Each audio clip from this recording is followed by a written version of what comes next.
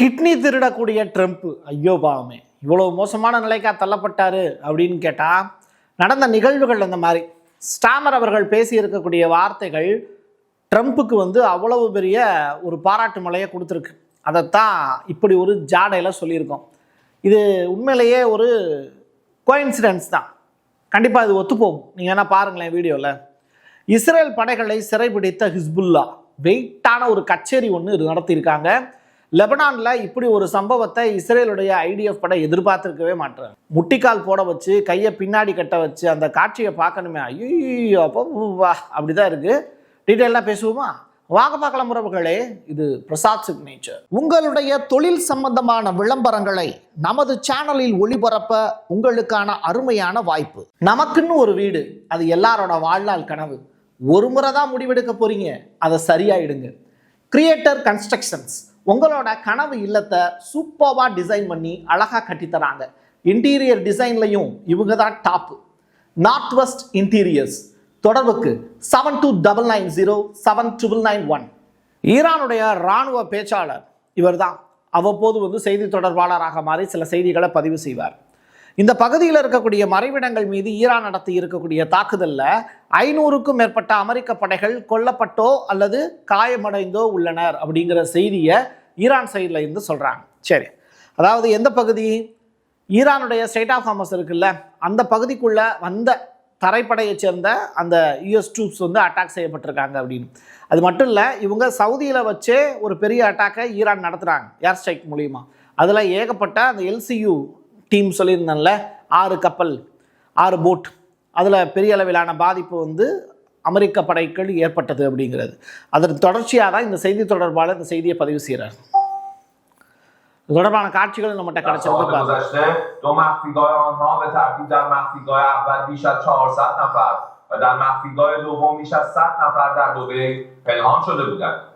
مکان شناسایی و مورد هجوم موشک‌ها و پهپادهای نقطه زن دلاورمردان نیروی هوافضا و نیروی دریایی سپاه پاسداران انقلاب اسلامی قرار گرفتند که تلفات بسیار سنگین. Okay, இந்த மாதிரி IRGC ஒரு பெரிய சாகச நிகழ்த்தினதா அவர் சொல்றார். இந்திய மாலுமி ஒருத்தர் ஒரு முக்கியமான தகவல் ஒன்று ஷேர் பண்றாரு. ஈரான் அமெரிக்கா இஸ்ரேல் இடையான மோதல்ல ஹார்மோஸ் நீரிணையில் கப்பல் போக்குவரத்தை பாதிச்சிருக்கு அப்படிங்கிற ஒரு ஸ்டேட்மெண்ட். ஆனால் இங்கே பல கப்பல்கள் சிக்கி தவிக்குது, இந்திய கப்பல்கள் மட்டும் கடந்து போகிறதுக்கு அனுமதிக்கப்படுது அப்படிங்கிற ஸ்டேட்மெண்ட்டு. இந்தியா ஒரு புத்திசாலித்தனமான நாடு தான் அப்படிங்கிறதையும், ஒரு ஸ்மார்ட்டான ஒரு பவர் ஆக்ஷன் அப்படிங்கிறதையும் அவர் சொல்லியிருக்கார். இது ஒரு கைதேர்ந்த ஆட்டமாக தெரிகிறது அப்படிங்கிற ஸ்டேட்மெண்ட்டை ஒரு இந்திய மாலுமி இப்போ வீடியோவாக எடுத்து பதிவு செஞ்சிருக்காரு.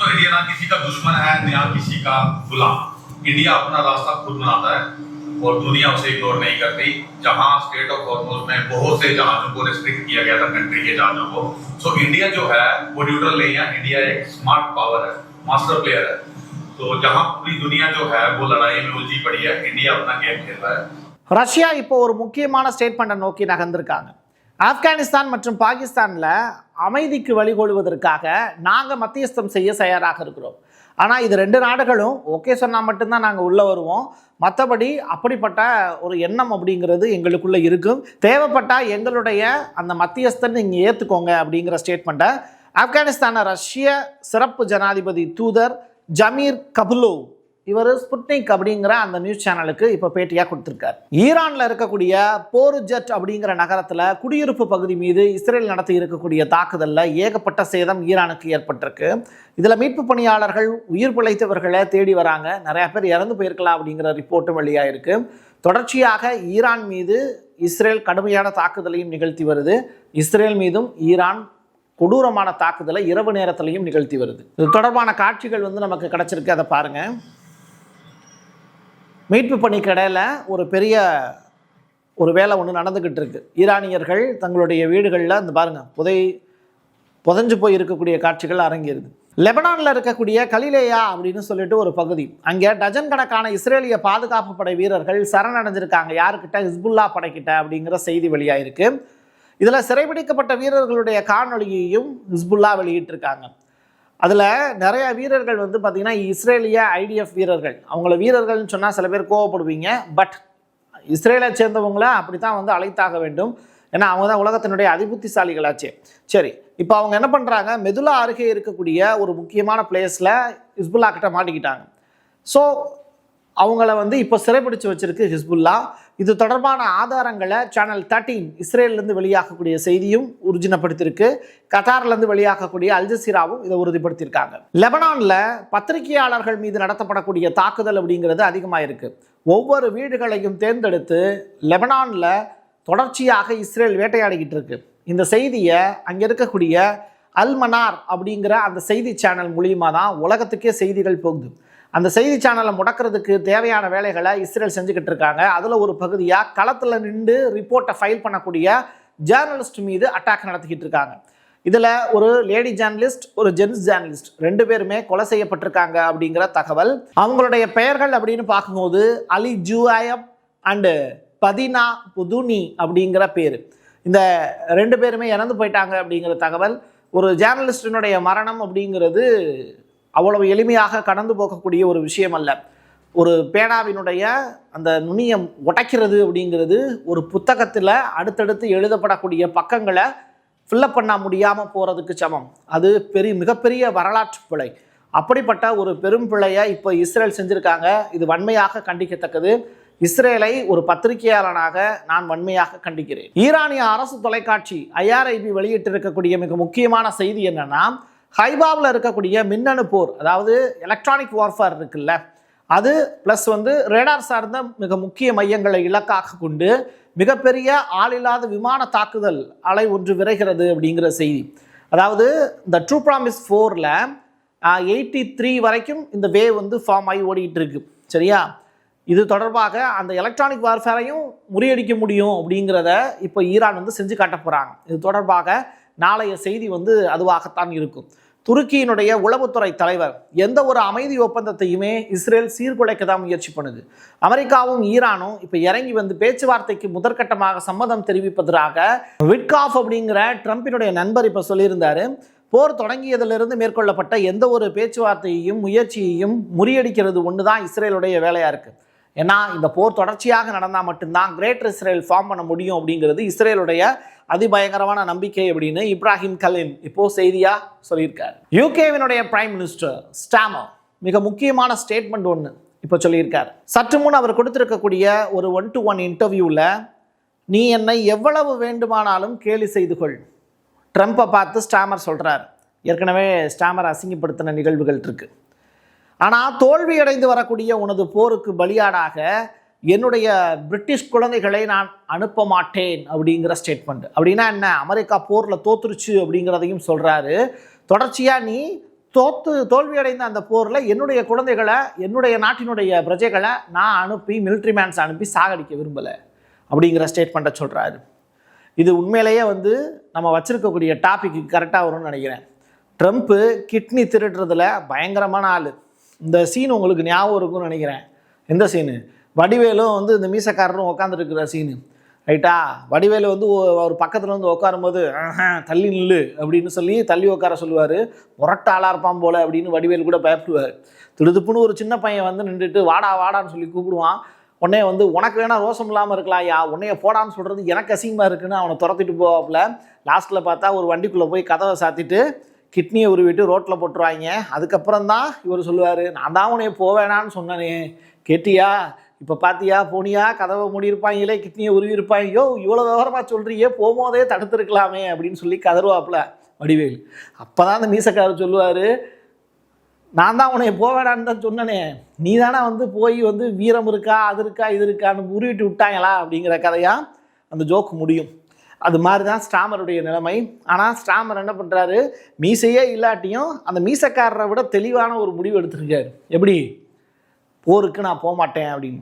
என்ன சந்தேகம் இருந்தால் பாருங்கள், அவர் கொடுத்துருக்கக்கூடிய பேட்டியில் மீசையே இருக்காது இல்லையா?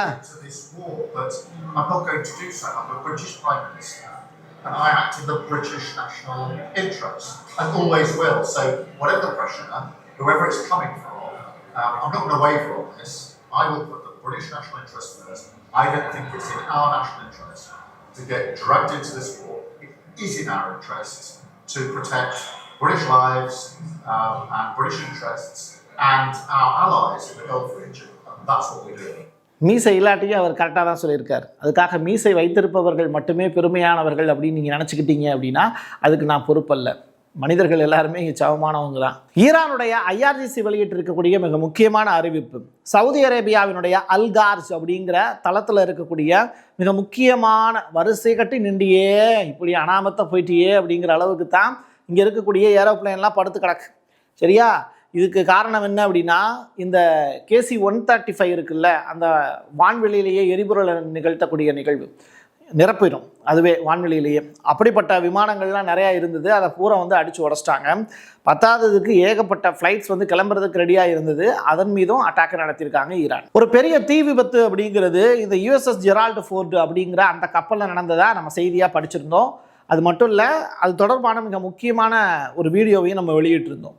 இப்போது அந்த USS ஜெரால்டு ஃபோர்டு கப்பல் எங்கே இருக்குது அப்படிங்கிறதையும் கண்டுபிடிச்சி ட்ரேஸ் பண்ணும்போது அது இப்போது குரோஷியாவில் பழுது பார்ப்பதற்காக நிறுத்தப்பட்டிருக்கு அப்படிங்கிற செய்தி. சரி, இது எங்கே இருக்குது அப்படின்னு சொல்லி தேடி பார்க்கும்போது அட்ரியாட்டிக் அப்படிங்கிற கடற்கரையில் இருக்கக்கூடிய ஸ்பிளிட் அப்படிங்கிற நகரத்தில் அது நங்கூரமிட்டு உட்காந்துருக்கு. நீயாடா போரில் போய் அத்தனை பேரையும் வெளுத்து வாங்க போகிறேன்னு நினச்சி அமெரிக்காவினுடைய அதிபர் டொனால்டு ட்ரம்ப் கனவு கண்டார் அப்படிங்கிற ஒரு ஸ்டேட்மெண்ட்டை நீங்கள் ஞாபகம் வச்சுக்கோங்க. சுமார் 200 கடற்படை வீரர்கள் தீயில இருந்து வெளியான புகையை சுவாசிச்சதுனால மட்டுமே நிறையா பேருக்கு பிரச்சனைகள் ஏற்பட்டிருக்கு அப்படின்னு சொல்கிறாங்க. உங்கள் பிரச்சனையை நீங்கள் பார்த்துக்கோங்க. உடல் உபாதைகளை கவனித்து கொண்டு அடுத்ததாக போருக்கு தயாராகுங்கள். ஈரானிடம் அடி வாங்கிவிட்டு வாழ்வை முடித்து கொள்ளுங்கள். இதைத்தான் நான் சொல்லலைங்க. ஈரானுடைய IRGC நீங்கள் தரைப்படை அனுப்பிச்சிங்கன்னா இதான் உங்களுடைய நிலைமை, கடற்படை அனுப்பிச்சிங்கன்னாலும் வெளுத்து வாங்கி விட்டுருவோம் அப்படிங்கிறத மிரட்டி விட்டுருக்காங்க. இதான் நடந்துக்கிட்டு இருக்கக்கூடிய நிகழ்வுகள். இது தொடர்பான உங்களுடைய கருத்துக்களை கமெண்ட் பாக்ஸில் பதிவு செய்யுங்க. என் கையெழுத்து என் மக்களுக்கான உறவுகளை மீண்டும் ஒரு பதிவில் சந்திக்கலாம். நன்றி, வணக்கம். உங்களுடைய தொழில் சம்பந்தமான விளம்பரங்களை நமது சேனலில் ஒளிபரப்ப உங்களுக்கான அருமையான வாய்ப்பு. Prasad signature media broadcasting private limited. நீங்க நியூஸ் ரீடரா மாறணுமா, கண்டென்ட் கிரியேட்டரா உருவாகணுமா, சேட்டலைட் சேனல்ல ரிப்போர்ட்டரா வேலை பார்க்கணுமா, டாக்குமெண்ட்ரி மேக்கிங்ல இருந்து ஜேர்னலிசம் பற்றிய முழுமையான பயிற்சி பெற உங்களுக்கான அருமையான வாய்ப்பு. எங்களை தேடி வாங்க. ஆன்லைன் மற்றும் நேரடி பயிற்சி வகுப்புகளும் சர்டிபிகேட் கோர்ஸாவை கத்துத்தரும். மீடியா துறையில் 10 ஆண்டுகளுக்கு மேல அனுபவம் உள்ளவர்கள் பயிற்சி கொடுப்பார்கள். வாய்ஸ் ஓவர் தொடங்கி வாய்ஸ்லெஸ் பீப்புளுக்காக உங்களை சிறந்த ஜேர்னலிஸ்டா உருவாக்க வேண்டியது எங்களோட பொறுப்பு. ஸ்கூல்ஸ் அண்ட் காலேஜஸ்ல ஜூனியர் ஜேர்னலிஸ்ட்ங்கிற பேர்ல ஒர்க் ஷாப்பும் கண்டக்ட் பண்ணி கொடுக்கிறோம். மோட்டிவேஷனல் ஸ்பீக்கரா கடந்த 15 ஆண்டுகளா கல்வி நிறுவனங்களுக்கு நிகழ்ச்சிகளும் நடத்தி தரோம்.